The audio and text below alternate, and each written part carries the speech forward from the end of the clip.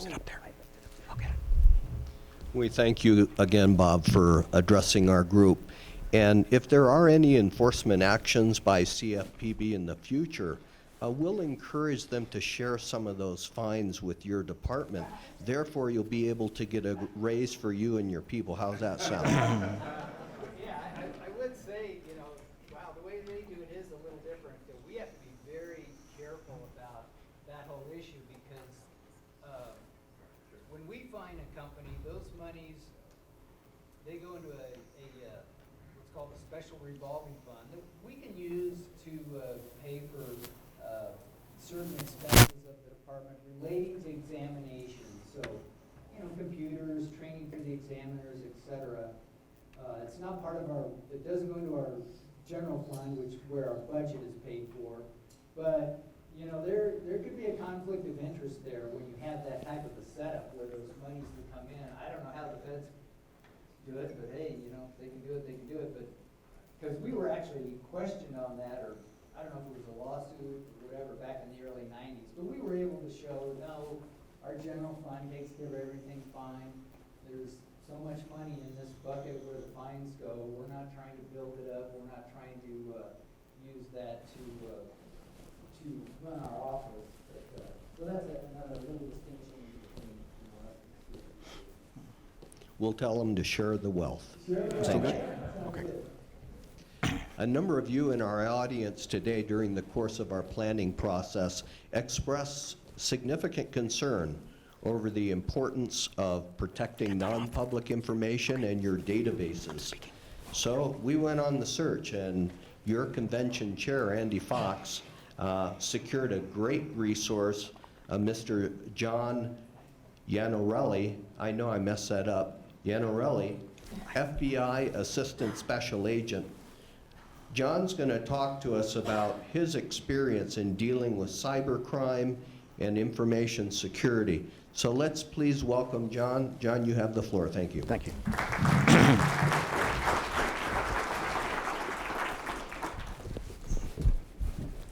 Thank you very much, and thank you everyone for having me out here today. Again, my name is John Iannarelli. I just recently retired from the FBI, where I was the second in command for the state of Arizona. Had been with the FBI for a couple of decades.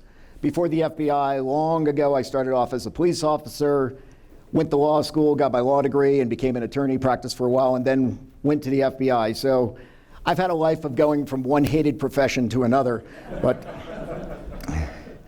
since leaving the FBI, I now do private consulting, mostly in the security world, but other places. I still work with the FBI as a consultant for them. One of my clients is actually the NFL. I'm a security rep for the NFL here in Arizona. It's nice to finally be with a company that has nothing but positive publicity. So that's been. But I'll tell you, most of my work has been in the cyber world. And in the cyber world, I will tell you, cybercrime is becoming much more complex every day. And the FBI, fortunately, has some great cyber agents out there. These are people that have forsaken higher paying salaries to come work for the government, as my counterpart just talked about. But these are geniuses. They have their masters and doctorates in computer science, and they're dedicated to trying to solve the cyber mission. And these were my people. If you've ever worked with a cyber person, you know they can be a little different. They don't always have the communication skills that everybody else has. I often spoke of having been the only agent in the FBI that worked with a group of agents that never kissed a girl. But, so, with that, I'm a bit of a cyber guy myself, and I ask that you keep an open mind and not judge me.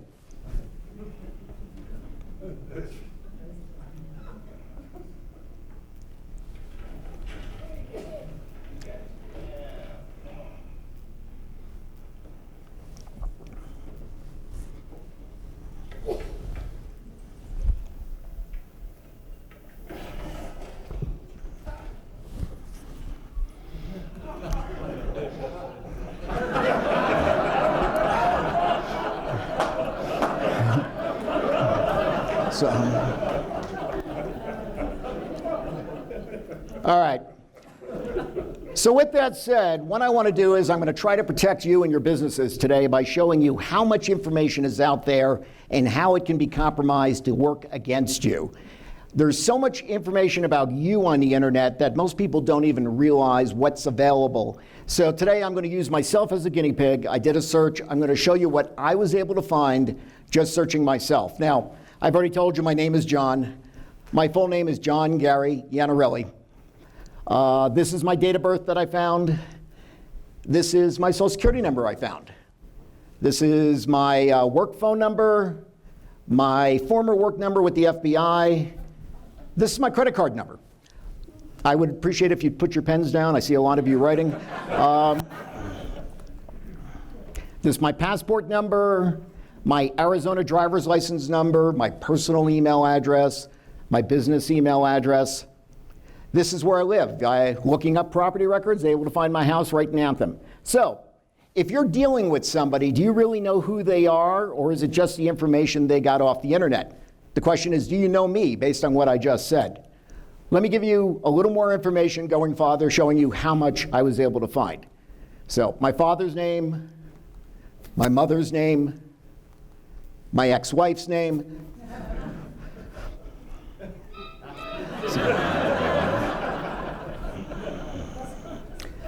I had enough information to get in my Netflix account, pulled up some of the movies I've read, watched. See a pattern here, anyone? All right. Had enough information to get into my iTunes, music I've downloaded. In my Amazon account, I found the books that I've read, or I like to tell people I've read. And of course, my personal favorite. No, actually, I haven't gotten that one down. So, magazines I subscribe to. I work for the FBI. You'll find 1,000 hits on that alone in a Google search. I've been shopping for a car. Ladies and gentlemen, this is the new car I'd like to drive. That's the car I do drive. So, the question is, do you know me? Well, the reality is, I am whoever I tell you I am if you're just meeting me for the first time. There is so much information out there, and essentially there's 8 key personal pieces of information. I can go on the internet and grab all of this information and use it to my advantage. I can use it in the physical world by making up fake identifications, and I can use it in the virtual world.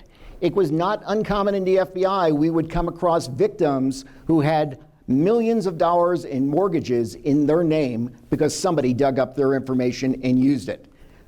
When you start looking, you can find anything you want to find, from birth records, work history, all the way through death and everything in between. It is all out there. If you know where to look through the search engines, looking in directories, social networking, which we're going to talk a little about, all of this is out there and relatively easy to search to find information that can be used against you or to victimize another person. Now, I throw up just a couple of websites here. If you take a look at this, these are all free, places you can go and search yourself. If you've never Googled yourself before, give it a try.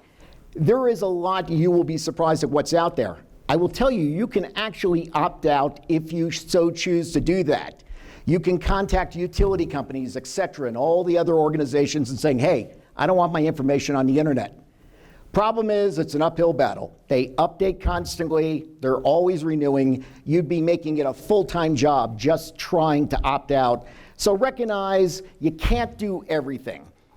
It's virtually impossible to disappear. And also, as you know, you got to have a history to have a credit record. So you need to be able to be out there and establish yourself. So do what's reasonable. Be careful about what you yourself put on the internet through social media, etc. But recognize you can always be found, so obscurity is not security for you. Now, your information's stolen, someone's compromised your credit card, etc. This is the street sale of prices when things like that have been compromised. You lose your credit card, it's a big deal. It's going to take you a lot of time to recover and fix everything. Yet, when I steal your credit card, I sell it out on the street, I get about 40 cents for your credit card. Why is that? Well, reality is I'm not stealing your credit card. I'm stealing them by the tens of thousands, and I'm reselling them to other people who will use them. When you look at, say, the Target breach, for example, and all the tens of thousands of credit cards that were taken, there's a lot of money to be made. So you want to be careful in protecting this information. As a footnote too, if you don't want your business to be a victim, don't name your business Target, but that's just a suggestion. So, all right. How vulnerable is your computer? You go, you get a brand new computer for work, you take it out of the box, you set it up. How long before somebody tries to hack into that computer? Any guesses? I hear a couple of days, I hear a couple hours. It takes about 5 minutes. And what happens is the minute you plug into the internet, somebody's going to be pinging your computer to try to get into it. So when you buy a computer, all that antivirus software and everything else, don't hook it up and download it off the internet. Get it on the computer first, because once you plug in, without that software in place, it's already too late. This is significant business. Last year, we had about $3.4 billion in fraudulent transactions here in the US, another $52 billion in just credit card fraud alone. Companies, we had about 56 companies lose almost $9 million each, and one company lost $46 million. That doesn't even include all the small and medium-sized business, which is where hackers are looking at. Why? Targets and other places like that have learned their lesson. They're more secure. They're going after the little guy who doesn't have as much money to put security in place, so you have to do what you can to try to protect yourself. Yet despite all these problems, more than half of companies say they're defenseless. They haven't even thought about the cyber problem that's out there. I will tell you, if you're going to be robbed, it's going to be on the internet. That is the way things are occurring in the 21st century. So let's talk about some of the crimes that are out there. You always hear about identity theft. I will tell you, identity theft is not a crime. I can go dig up your information, have it all for myself. As long as I don't do anything illegal with it, that's perfectly fine. It's what you do with it that makes it a crime. And it's a significant crime. In the United States, we're running about $50 billion a year in losses from identity theft alone. Now think about it in the terms of 9/11. We just honored the anniversary of 9/11 last week. During 9/11, they talked about the billions of dollars of losses from the buildings that came down. Well, we're having a virtual 9/11 in this country every single year from identity theft. That's money that's not being put back into the infrastructure. That's money no one's paying taxes on. And that's money that somebody has to make up the shortfall. Who does that? It's you and me. We have to pay for all that. By cutting back on the losses, by protecting yourself, you're helping to cut back on identity theft. Now, how does identity theft occur? A lot of it is through phishing. And in the cyber world, phishing is exactly like it sounds. It's someone who's phishing out there looking to troll for your information and find it. A lot of this phishing is done on social media. So if you've got a Facebook account or something like that, think about how much personal information you're putting out there. I have a Facebook account. If you go to my Facebook account, you will see I have a birthday. It's not my real birthday. I'm not going to put my name, my hometown, and my birthday out there, which is enough information to give somebody a credit card application. So if you look around on Facebook, you'll see a lot of people have January 1st as their birthday. That's because they don't want to put their real birth date out there. So you want to think about when you're doing LinkedIn and social media, which is the way we communicate today, be careful of how much information you're giving so that somebody doesn't compromise you. This is a phishing attack. For those of you who may be familiar with USAA, the bank, that's an email scam that was sent out to USAA customers. Actually, it was sent to a lot of people, but many people will be USAA customers and answered this scam. If you look closely, you'll see it's poor grammar. Granted, they're affiliated with the government, but you would think the grammar would be a little bit better. There's some misspellings that are in there, and also there's problems with the email address you're supposed to click on. No one, no legitimate business will ever contact you and send you an email saying, click on this link and update your password and other things like that. If you ever get an email like that, just delete. It's a scam. In the FBI, we received on average about 21,000 complaints a month from victims of internet crime like this. Those are the people who were victimized, were aware they were victimized, and took the time to make a complaint. You can imagine how many others out there. This is a big, big business.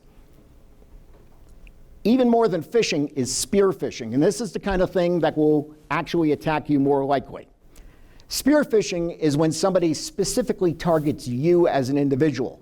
They take the time, they go to LinkedIn or whatever is out there, they go to your website, they look up different things on your website so they know a little bit about you, and they then send you an email that looks legit because they're speaking to issues that are germane to you.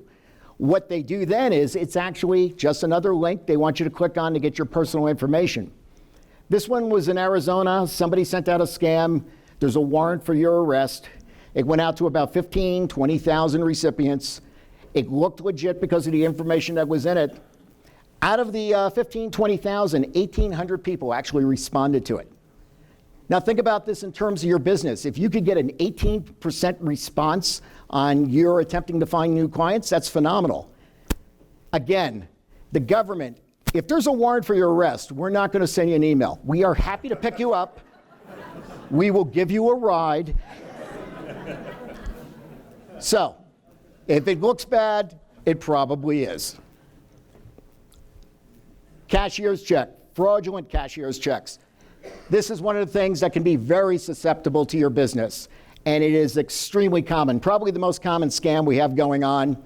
Pretty standard stuff. You're advertising something or you're engaged in a business transaction with somebody. You get an email or whatever communication that they want to close the deal. You agree on a price that we're going to close the deal for. They go ahead and send this cashier's check, but the cashier's check is for much more money than the deal was for. So they ask you, hey, keep what's yours, but could you do me a favor? I need that money. Wire it back to me as soon as you can. You go down to the bank, you deposit that cashier's check. Now, if you're like me, you probably remember the time when you had to wait 10 days for a check to clear before you could do anything with it. Banking business is competitive, so they will honor the check right away as a courtesy to give you funds. They want to keep your business. Well, the reality is you've walked away thinking the check's good, but actually the check was a bad check. 10 days later, when the check's bad, the bank contacts you. You're liable for the amount that was taken out of your account and have to pay that back to the bank because it wasn't your money, it was the bank's money. Meanwhile, the crook got away with the money that you forwarded to him. If you get a cashier's check, they may look real. Wait until you contact the bank and they tell you that check has actually cleared. Ransomware is another thing we're seeing here in Arizona. You may have seen that little icon there at the bottom pop up. Your computer's been infected with a virus, or you get some sort of message like that. What it is somebody out there who's actually contacting you to download malware. They want you to click and go forward to run that scan. It's not scanning anything. It's putting a virus on your computer. Once that's downloaded, then suddenly the purchase price pops up, and they will say, well, we can clean this off for $59. However, in the cases of businesses as opposed to individuals, a lot of times they'll say, hey, your entire computer system's been infected. We'll clean everything off for $10,000, and if you don't pay, you lose all your information in 3 days. So think about that for your business. What would you do if you could no longer get at anything in your computer system? It's a good time to think about on-site or off-site back-off, either one where you're backing up the information you have and you're keeping a record of anything so that if something does happen, you can retrieve it later on. This way, you don't have to pay the hacker to get what you need, and most times the victims wind up paying because even if we get involved, they're off in a third world country, they have control of your system, there's nothing we're going to be able to do to resolve it before your information disappears. So, who are these bad guys that are doing all this? Let's talk about the hackers that are out there and who's committing these crimes. A good part of them are kids. They're young kids who are just fooling around, trying to see what's out there. Some of them are hobbyists. They're people that enjoy computers and want to see what they can do. There are the experts that write malware and try to come up with programs to destroy your computer. And then there's the state specialists. These are the folks that actually work with foreign countries that target private business. They're not just interested in government secrets. They're interested in the private sector because if you can bring down our economy, you've won the war already. You look at North Korea and their attack on Sony. Remember that just a couple of months ago? So Sony lost millions of dollars. It wasn't a sophisticated attack. They sent an email. It was a phishing scam. Someone in the company clicked on the phishing scam. 40,000 people are now locked out of their computers. Hundreds of millions of dollars. Now, you may have heard that North Korea lost their internet access for a few days after that. I have no doubt that was the U.S. government firing a shot across the bow to let them know. But Sony lost $400 million. What did North Korea? 7 people couldn't get on Facebook for a couple of days? So, you've got to protect yourself and make sure you're keeping yourself safe. A lot of people approach me after these types of lectures and say, I don't understand. How are they targeting my computer? Think of it in the terms of a telephone. You dial a number, you know you're going to get the person on the other end. It's the same thing with a computer. You have a specific IP address, an internet protocol address. And just like the phone numbers, they have their own white pages. You can look numbers up. So if I dial an IP address and I want to target a business, I can go right to a specific business by finding out what that number is in public records. So, some of the things you have to think about. Public Wi-Fi. Checked in the hotel last night. They had public Wi-Fi. You could use it in your room. There was no password. Problem is, what about the guy in the room next to me? I don't know if he's a crook. Is he sniffing, which is a way of looking on the internet for open nodes, things that are not password. If he's sniffing, he can then look at everything that's on my computer because nothing's password protected. So I never use open Wi-Fi. I use my cell phone and I use that as my Wi-Fi when I need to check in. You could set up a private virtual network. That way you can communicate and everything's encrypted. But anything that's an open Wi-Fi, you want to be careful about. I have lived in Arizona for 10 years now, and my next door neighbor has an open Wi-Fi. He's never passworded it. So 2 things. Number one, I haven't paid for internet in 10 years. And 2, he's putting himself at risk because somebody can come and look at anything that's going on. As a footnote, he had known I was in the FBI and worked with computers. He had a computer problem. He asked me what to do. And I said, well, we've got to move it closer to my house, first of all. And the reception's great. So this looks like an ordinary phone charger, but what it actually is a sniffing device. Open it up. So if I walk into your office or the hotel here and just plug it in the wall, oh, free charger. Yet it's picking up anything on an open Wi-Fi that somebody's using. So you never know what's out there. The technology is great on ways to spy on you. As is this magazine from Forbes. Forbes put this out. It's a regular edition, but they actually put a Wi-Fi router in this magazine. It has about a month-long battery life. I walk into a lobby of a business and just drop it down. I can pick up anything anybody's doing in that office area in an open Wi-Fi. Battery dies or somebody takes the magazine, I could just go in and drop down another one. You want to be careful about not necessarily searching for these devices, making sure everything you're doing is passworded. Smartphones. Who has the Android here? Who uses the Android? Show of hands. Say a handful. You're all iPhone people, aren't you?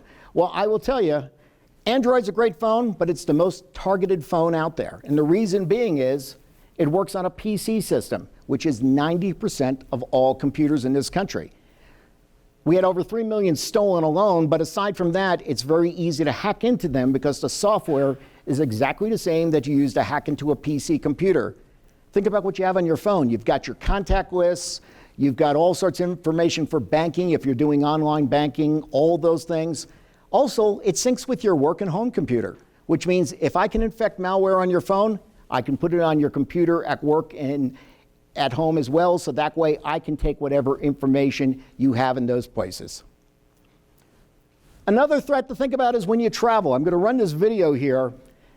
We sent an FBI agent to China, posed as a regular businessman, nothing fancy. It'll go. It takes about 10 seconds. There it is. It's running. In the back, it's running. So you'll see, you heard the doorbell ring. What happened is they filed our businessman out, and then they come in to clean the room. But you can see what happens.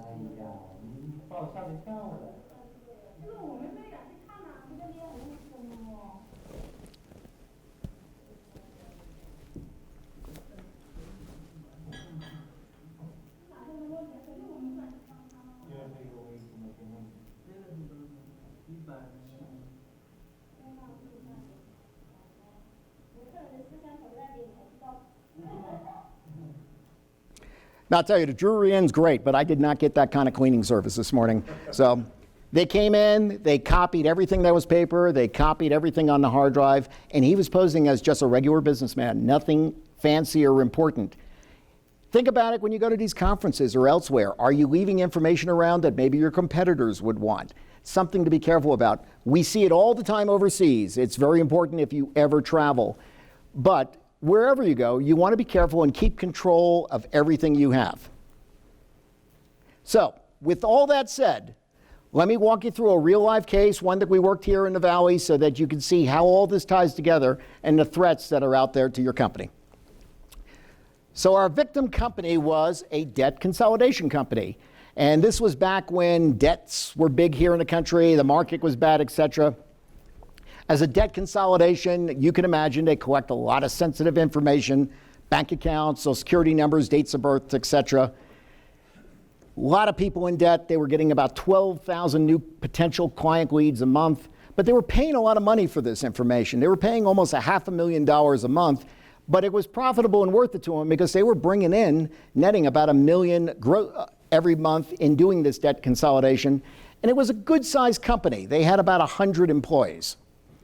So, the criminal activity. I talked about the IP address. Well, a suspicious IP address logged onto their network over a period of a couple of days. And it turns out, you can look those IP addresses up. Turns out the IP address belonged to a competing company. And that the owner and employees of this company actually used to work for the victim. So subject number one, FBI calls the bad guys subjects. He had been the vice president of operations of the victim's company. He had submitted his letter of resignation, and he created his own company using some of the victim's clients. Our investigation determined that prior to this guy even resigning, he had already filed for his corporate name, he had filed the articles of incorporation, and he had his website up and running. So he was ready to go the minute he walked out the door. He also had somebody who worked with him, subject number two, who had worked for the victim.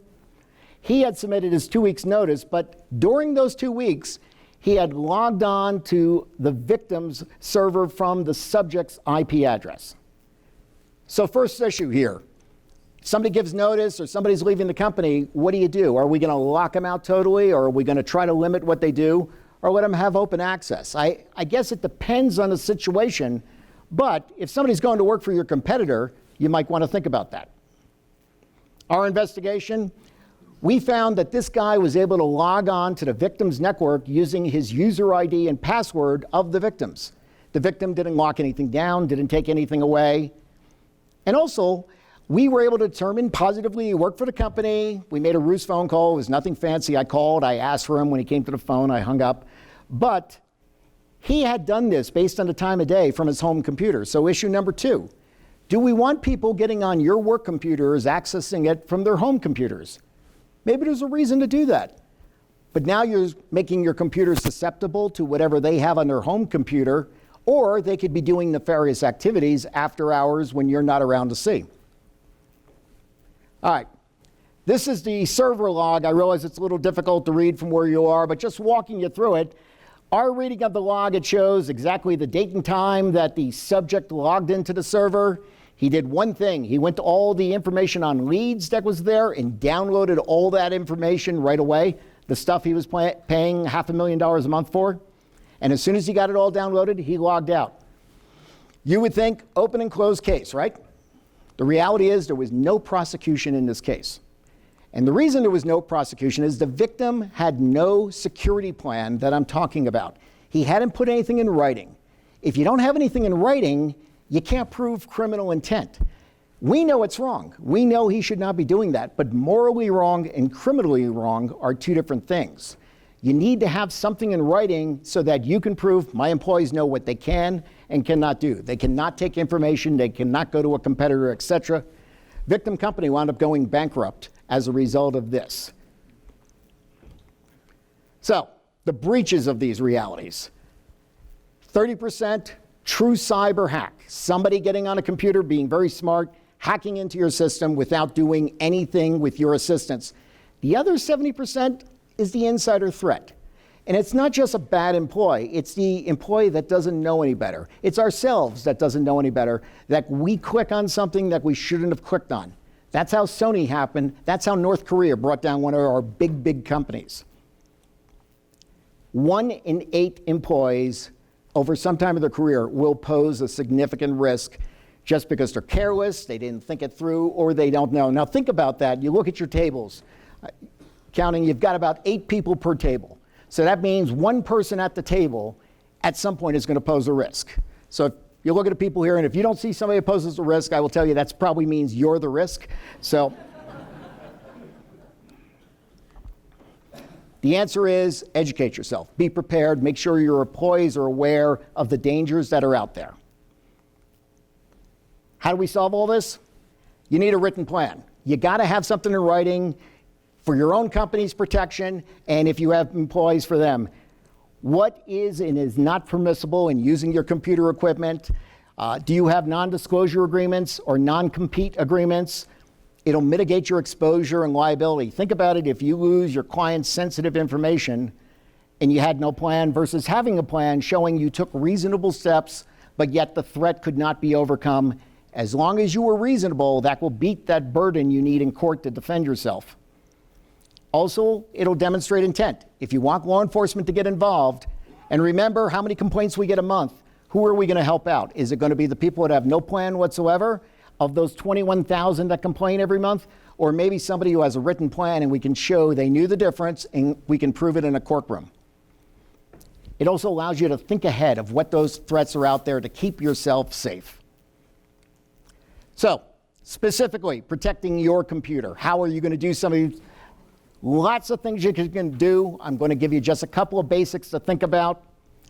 Use a strong password. Don't use your pet's name, your kid's name, etc. I highly recommend like a 16-character password. How am I going to remember 16 characters? Look at the formula I have up here. 300 plus 400 equals 700. This is an impossible password to crack. Nobody's sitting there trying to hack a password on their own, just guessing. It's all done with computer programs that are running through different mathematical formulas to crack them. This has too many characters to hack.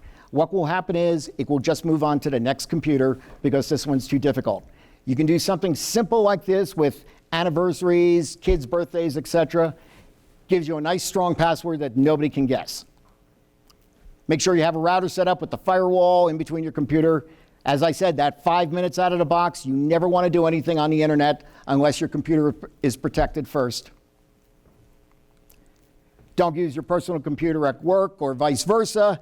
And anti-spyware, antivirus, make sure you update it. When you get one of those messages saying it's time to update your computer, etc., don't ignore it. You may be busy doing something and you push it off to the side.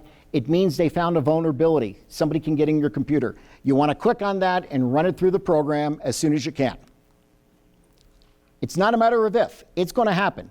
Everybody at this point is it's going to happen to. I will tell you, a day is going to come where banks are not going to be robbed anymore because it's much easier to get on the computer and steal a lot of money than it is to walk into a bank with a gun and possibly get caught or worse. We are all going to be victims at one point. The question is, can you minimize it? Can you push it off? It's like the old adage of being in the woods. I don't have to outrun the bear. I just have to outrun you. So make sure you're a little smarter than the other guy so that you are not the target. Some resources. I wrote a couple of books on this stuff. If you're interested in following up, this is on how to protect your company and corporation. Anybody out there that has kids, teenagers, etc. I wrote another book for just dealing with the kids in the cyber world, WTF. Why Teens Fail and What to Fix. So both available through Amazon, or if somebody wants to see me afterwards. With that, I hope to get you guys off to lunch, but thank you very much for having me out here today. I really appreciate it. Have a good day.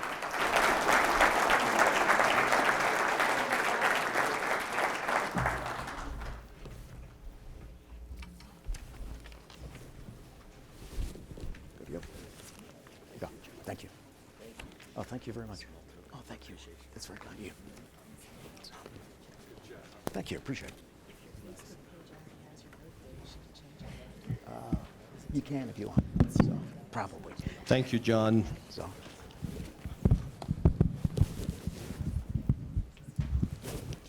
Just a couple of points for our group before.